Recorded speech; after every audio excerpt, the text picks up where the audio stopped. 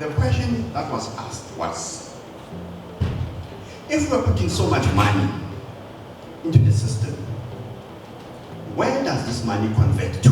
There was no entity that uses public funds to fund ideas and innovations so that they become commercially successful. So that's the gap. That's why we exist. We can say all sorts of stories about TIA from whatever, but the reason we exist is to help those who have knowledge, those who have research, those who have applied products that they want to improve in such a way that they are commercially viable. I come from a family of entrepreneurs.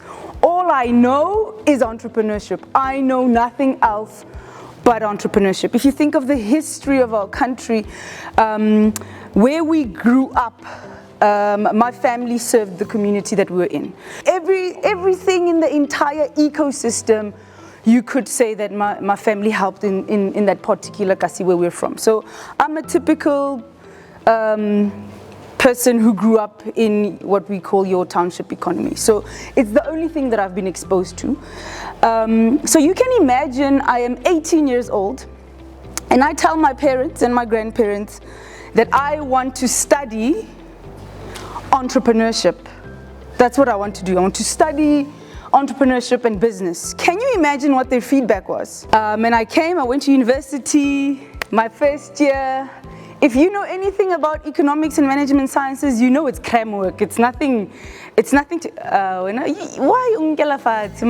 I'm saying yes, I agree with you. Yeah, it's just, this way now. It's study and regurgitate the information. And I remember my grandfather said something very important to me that I will never forget, and that has changed the way that I look at the space that I'm in. And his response to me was, how has anything that you've learned in the past 12 months contributed in any way to the businesses that we're currently running? How has anything that I see these beautiful distinctions, but how has our bottom line increased in any way? Can you show me where our revenue has changed because you've chosen this particular degree? It was the most difficult thing I think I've ever had to do, because what we're learning in the books and what is happening in reality in the South African township context are two different worlds. And so I'm taking Porter's 5 forces and I'm trying to squeeze it into unpacking what is happening in my context, and then I'm trying to understand the pestle environment. You guys, I'm sure you've heard of these. Then I'm trying to unpack all of these things, trying to see how does this fit into lived realities, lived experiences. What do you think happened to my marks?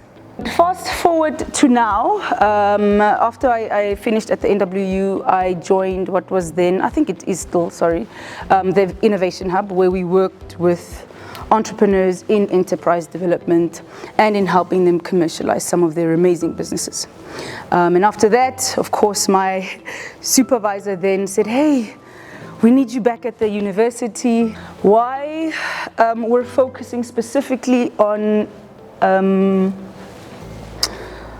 entrepreneurship as a mindset, is because the majority of the reasons why the businesses end up failing is often the lack of understanding what is happening with the individual running that business. And so that's what we're going to try to focus on at its core, is unpacking us, the people who are seated in here, and then we're taking it from there. Is that okay? So I want us to kind of discuss and to engage with one another and to continue to go back and forth in conversation. What we're going to be doing specifically is 3 things throughout this presentation.